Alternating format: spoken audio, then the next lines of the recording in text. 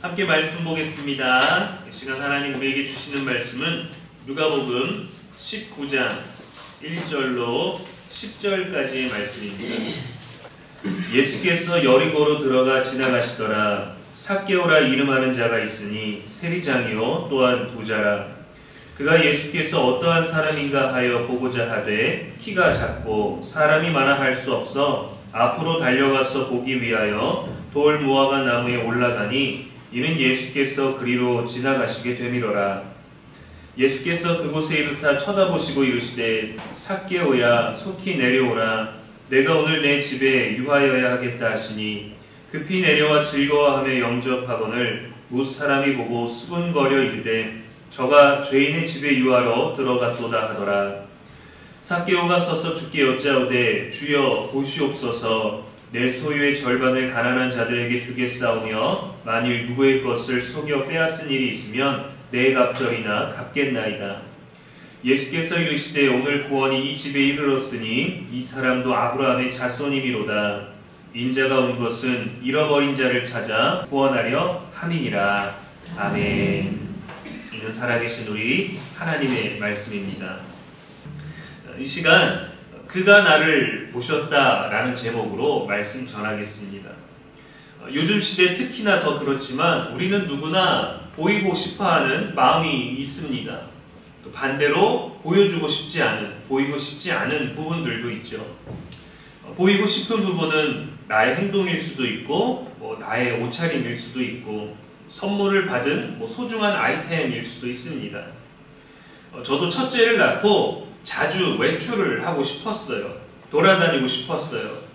아이를 유모차에 가리는 것보다 힘들지만 아기띠를 띠고 아이를 품 안에 안고 그렇게 채워서 안고 다니고 싶었습니다. 그 누구도 저와 제가 품고 있는 아이에 대해서 관심은 없지만 이 아이가 내 아들이다 라는 나도 애아빠다 라는 것들을 그냥 보이고 싶었던 마음이 있었던 것 같아요. 누구나 그렇게 자신의 무언가를 보이고 싶어하고 관심받고 싶고 내가 사랑하는 그 무언가를 사랑해 주길 바라고 알아봐 주기를 바랍니다. 10년 전쯤에 페이스북이 유행했을 때 한 20대 청년이 사람들의 많은 관심을 끌고 싶어서 별난 짓들을 많이 했습니다. 많은 좋아요를 받기 위해서 자동차로 자신의 발을 밟고 지나가는 걸 보여주고 몸에다가 스테이플러를 찍기도 하고 사람들이 낚시하고 있는 실내 낚시터에 가서 잠수 대결을 하기도 하고 이상하고 가학적인 행동으로 사람들의 관심을 원했습니다. 좋아요 몇 개를 달성하면 이것을 하겠다 무엇을 하겠다 조약을 걸고 사람들은 그가 하는 짓이 참 이상하다라고 하면서도 재밌고 궁금하니까 좋아요를 눌렀고 그렇게 구독자가 50만을 넘어서 100만 명까지 가게 되었습니다. 지금은 모든 인터넷 플랫폼에서 영구 정지를 당했지만 무엇이 그를 그토록 관심을 받고 싶은 삶으로 만들었을까요?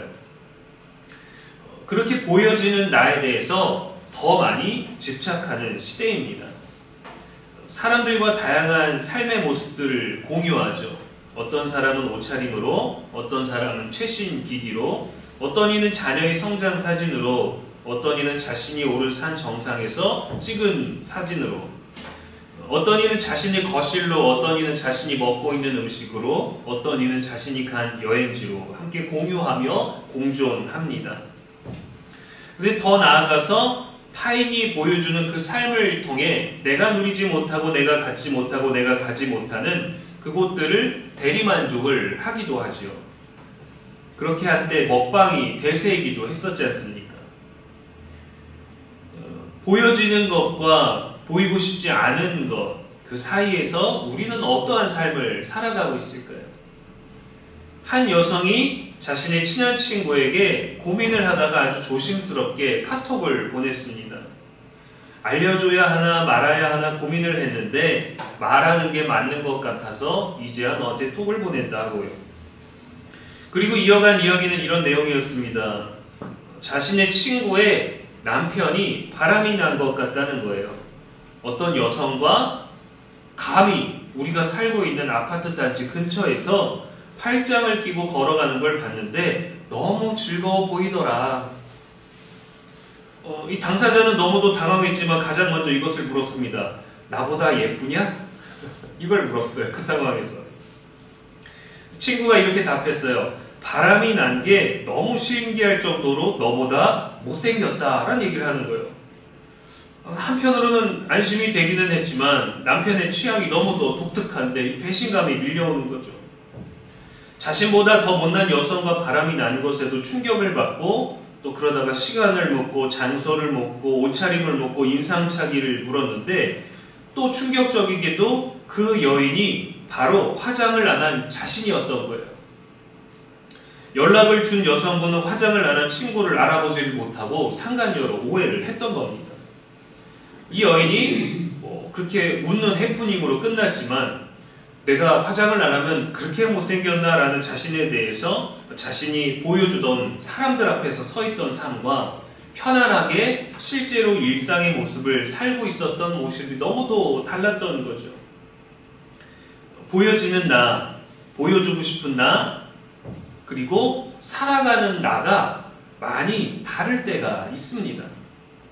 물론 만남의 자리에 따라서 어떤 모임의 목적에 따라서 모이는 사람들에 따라서 또 일터와 집에서 우리는 당연히 다른 모습으로 살겠죠. 집에서는 편안하게, 바깥에서는 그래도 예의를 갖추고 또 단정하게. 사람들의 시선은 더 좋은 모습, 높은 곳에 있는 그 머무는 자리들에 또 그런 사람들에게 많이 집중합니다. 아름답고 멋진 사람에게, 갑자기 대박을 터뜨린 사람에게, 또 인기가 많은 사람에게, 이번에 또 세계적인 모든 것들을 대표할 수 있는 세 사람이 모여서 그 치킨집 브랜드가 아주 난리가 났다고 하죠. 그렇게 사람들은 높은 자리, 높아 보이는 자리 올라가려고 합니다. 더 많은 스펙과 더 좋은 자리, 더 좋은 조건으로 보여주고 싶은, 스스로도 만족하지만 결국 그것이 누군가에게 보이기 위한 인생을 살아가게 되죠. 이런 인생들 속에서 나무 위로 올라간 한 사람이 있었습니다. 그는 키가 매우 작았고 그는 부자였어요. 직업도 확실한 사람이었습니다. 그런데 그의 외면도 그의 내면도 너무 모두 외로운 존재였어요. 그런 그에게 오늘 말씀에서 예수님의 시선이 머물렀습니다. 오늘 본문은 예수님께서 여리고로 들어가실 때, 그곳을 지나가고 있을 때이에요.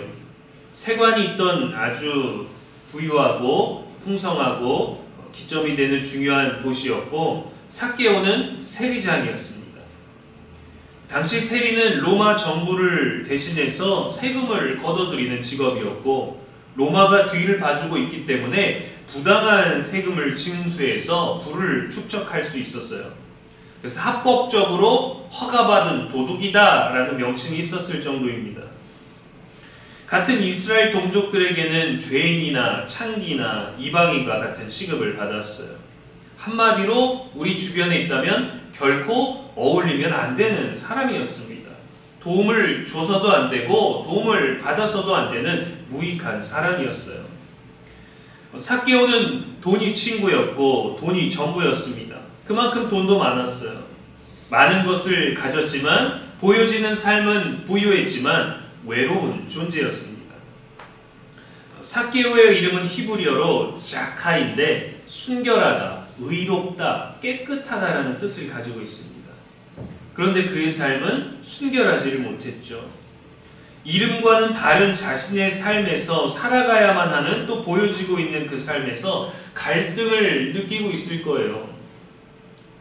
실제 살고 싶은 삶과 지금 실제 보여지고 살고 있는 삶이 너무도 달랐기 때문에 내면에 갈등이 있었겠죠. 이것이 우리가 모든 인생들에 대해서 보이는 대로 함부로 말하면 안 되는 부분인 겁니다. 누군가는 우리에 대해서 함부로 말하지 않기를 바라지 않겠습니까? 3절에 보니까 예수께서 어떠한 사람인가 하여 보고자 했습니다. 아마 삭개오는 예수님의 제자들 중에서 마태에 대한 이야기를 들었을 거예요. 마태도 삭개오처럼 비난받고 부정한 존재로 취급받는 세리였습니다. 그가 세관에 앉아 있을 때에 예수님께서 나를 따르라 했거든요. 거기 있는 모든 것들을 버리고 예수님을 따랐어요. 그렇게 제자가 되었습니다. 예수님은 진짜로 저 죄인 같은, 나와 같은 마태와 동행을 하고 있고, 마태 말고도 예수님을 따르는 이들 중에 부잣집 아들도 있고 샌님들도 있고 가난한 어부도 있고 글을 못 읽는 사람도 있고 자객도 있고 존재감 없는 사람들도 제자로 삼아서 온 동네를 돌아다니면서 놀라운 가르침과 기적을 행하셨는데, 역사책에서, 우리 율법책에서 예언된 메시아라는 소문까지 돌았던 거죠. 예수님 주변에 보여지는 사람들은 우리가 기대하는, 우리가 원하는 사람들이 아니었습니다. 내가 쟤보단 낫겠지 싶을 만한 사람들이 그 주변에 있었어요. 나도 예수님 곁에서 보여지는 사람이고 싶었을 겁니다. 저 놀라운 가르침, 저 놀라운 기적들, 말만 하면 빵빵 터지고 죽은 사람을 살릴 때 내가 그 옆에 있다면 얼마나 나는 멋진 사람이 될 수 있을까. 보여지는 것만으로는 대단할 것이 없었는데 예수님 때문에 그 제자들도 사람들에게 전혀 다르게 보였겠죠. 삭개오가 그 예수님을 보기 위해서 나아갔지만 키가 작아서 볼 수가 없었습니다. 이런 면에서 보면 하나님은 공평하시죠. 부는 허락하셨지만 키는 주지 않으셨나 봐요. 움직여서 사람들 사이로 볼 수 있거나 아니면 까치발을 들고 어렴풋하게 볼 수도 있었을 텐데, 나무에 올라가야 할 정도였다면 키가 정말 엄청나게 작았던 것 같아요. 요즘 남자들은 키가 커야 합니다. 물론 잘생김이 제일 중요하지만, 성품도 중요하겠지만 키를 정말 중요하게 여기더라고요. 삭개오에게는 작은 키가 매력적으로 보일 수 없는 아주 치명적인 핸디캡이었고, 놀림이나 열등의식에 수치심까지 느꼈을 정도로 작았을지도 모릅니다.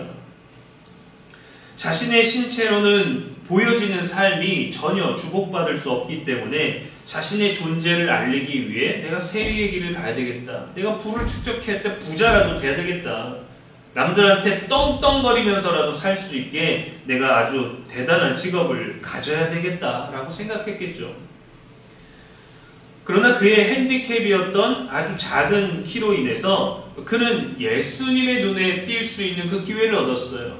자신을 보이려고 했던 것은 아닙니다. 자신이 보고 싶어 했던 거죠. 우리가 좋게 보이고 싶은 마음으로 세상을 살지만 하나님은 오히려 우리가 가진 핸디캡으로 우리를 만나주실 때가 있어요. 평생 가져가는 것일 수도 있고, 어느 시점에 우리가 살아가는 데 있어서 정말 방해가 되는 불편한, 힘든, 고독하게 하는 무엇일 수도 있습니다. 가난하기 때문에, 건강하지 못하기 때문에, 상처가 많기 때문에, 고난 중에 있기 때문에, 손해보고 있기 때문에, 불안하기 있기 때문에 주님께 매달리는 인생들이 있죠. 우리가 완전하지 못하기 때문에 그것으로 인해 우리는 주님을 더 간절히 찾게 됩니다.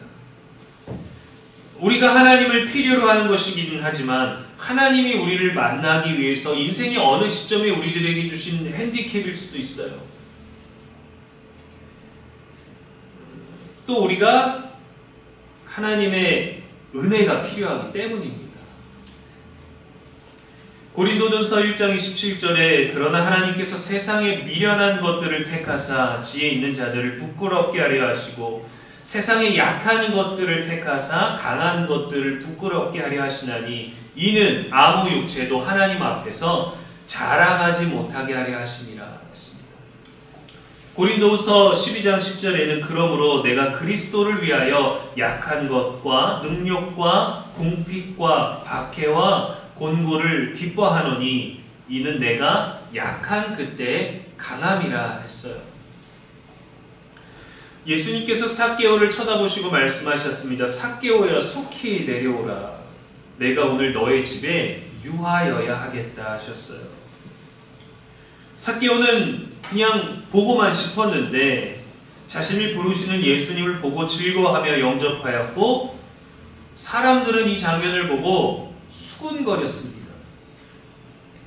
예수님을 만난 삭개오가 이렇게 말합니다. 주여 보시옵소서. 주여 나를 좀 보시옵소서.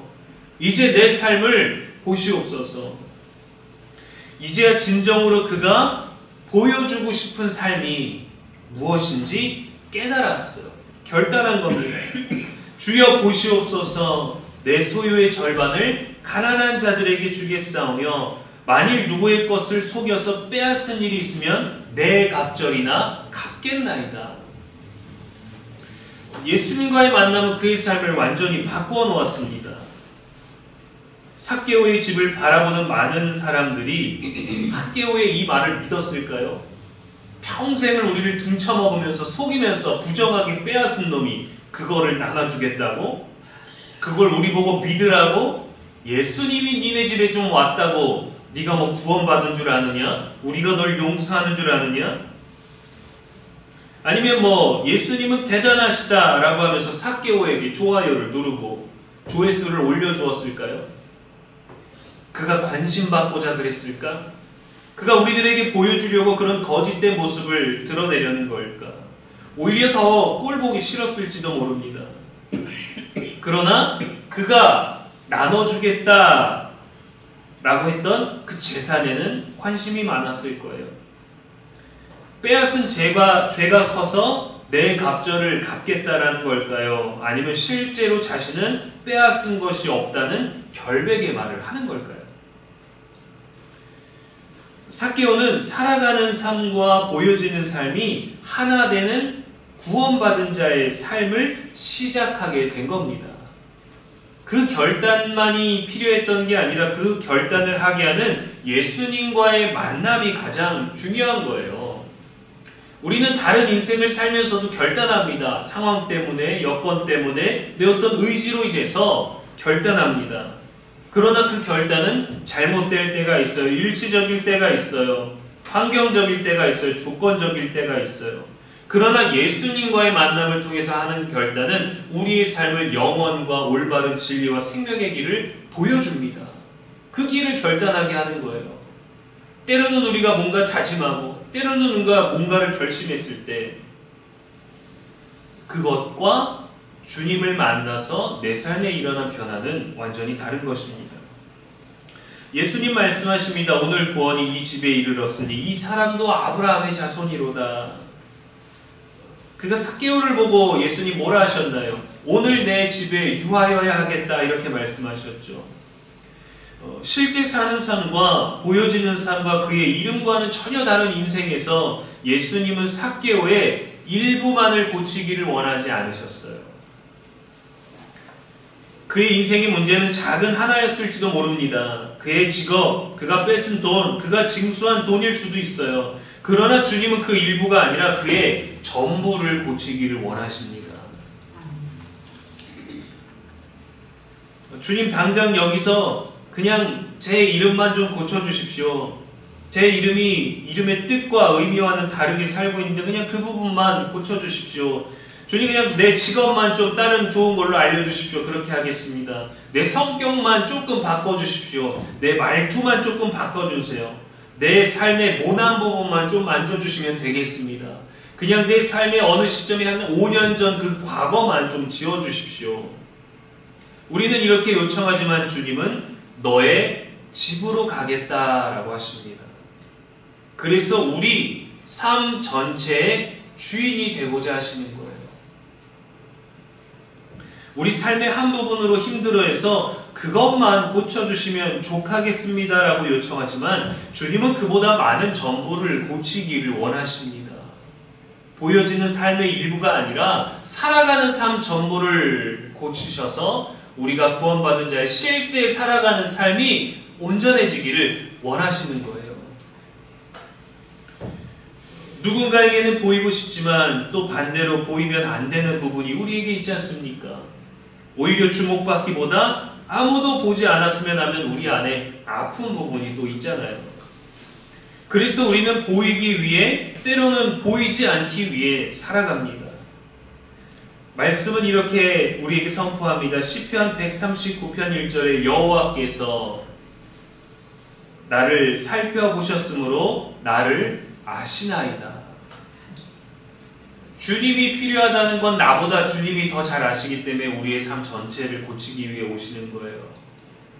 나만이 아니라 내가 살아가는 삶의 방식, 나의 언어, 내가 사람을 대하고 내가 누군가를 고치고 싶어하는 그 대상을 어떻게 받아들여야 하는지까지 주님은 나의 전부를 온전케 하시길 원하셔요. 주님은 아십니다. 그리고 깨지고 상한 감추인 우리를 온전케 하십니다.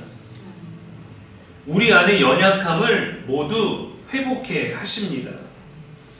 그래서 당신이 우리에게 오신 목적을 오늘 본문에서 말씀해 주셨죠. 인자가 온 것은 잃어버린 자를 찾아 구원하려 함이니라. 삭개오가 이 말씀을 들었을 때 키가 작은 자신의 컴플렉스, 부자로 살아야만 했던 독한 각오들, 배신자이고 비난받아야 했던 인생, 순결하길 원했던 부모와의 바램과는 전혀 다른 삶을 살아야 했던 자신 안에서 자신을 바라봐 주시는 주님을 통해 세상에 보여져야 하는 진정한 자신을 발견할 수 있었던 거죠. 주님이 발견하게 해주셨어요. 우리는 가끔 보여지는 것을 두려워하고 보이는 것을 신경 쓸 때가 있습니다. 마땅히 그래야 합니다. 주님도 우리에게 보이시려고 십자가 위에서 벗겨지고 찢겨지고 부서지고 찔리셨어요. 믿는 사람들 앞에서만 몰래, 안 믿는 사람들만 앞에서 공개적으로가 아니라 모든 이들에게 보이셨습니다. 보이고 싶지 않아 하는 우리 삶의 부끄러운 그 일부를 주님께서 보시고 주님이 더 큰 수치로 우리의 부끄러움을 덮어주신 거예요.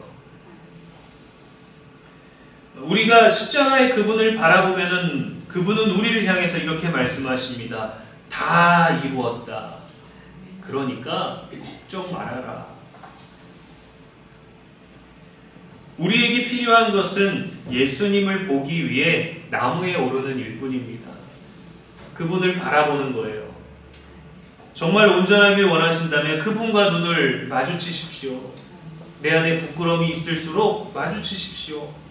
부끄러운 것이 사실은 너무 감추고 싶은 것인데 하나님이 치유하시면요, 이게 온전히 사람들에게 또 드러낼 수 있는 온전케 치유된 은혜가 될 때가 있거든요. 우리의 마음, 우리의 인생, 우리의 가정, 우리의 일터와 관계에 주님이 유하시게 하십시오. 내어 드리십시오. 주님 보시옵소서 하고 그분을 주인 삼으십시오. 우리를 고치시고 온전케 하실 주님과 함께 진짜로 우리가 보이고 싶은 진정한 우리 자신과 삶을 찾을 수 있게 되기를, 살아갈 수 있게 되기를 주님의 이름으로 간절히 축원합니다. 기도하겠습니다. 하나님 아버지, 오늘도 수많은 시선 가운데 살아가는 우리의 마음을 들여다보시는 주님을 찬양합니다. 보이고 싶은 우리의 모습을 내려놓고 진짜 살아가야 할 자리를 찾아가는 결단과 용기를 주시옵소서. 세상이 외면해도 주님이 나를 보시고 찾아와 주심으로 우리는 온전해질 수 있고 충만해질 수 있음을 믿습니다. 삭개오처럼 주님을 보기 위해 나무에 오르게 하시고 삭개오처럼 주님의 시선에 반응하며 나무에서 속히 내려오게 하여 주옵소서. 우리의 삶의 한 부분이 아니라 전부를 주님께 드리기를 원합니다. 우리 삶의 일부만 주님께 내어드리기보다 우리 삶의 전부를 내어드리고 나의 전부와의 주님이 주인 되어주시고 다스려 주시길 원합니다. 이 시간 우리의 마음과 우리의 가정과 우리들의 일터에 유하여 주시옵소서. 이 자리에 유하여 주시옵소서. 주님이 우리에게 머무시는 것이 기쁨이 되게 하여 주옵소서. 보이고 싶지 않은 어지럽고 어두운 우리들의 마음의 방도 주님께 내어드리고 만져주시기를 바라는 소망이 있게 하여 주시옵소서. 그렇게 변화된 삶을 실제로 살아가게 하여 주옵소서. 보여지기 위한 삶이 아니라 주님 앞에서 진실한 삶, 진정한 삶을 살아가게 하옵소서. 우리 길과 진리와 생명이 되시는 예수 그리스도의 이름으로 기도합니다. 아멘.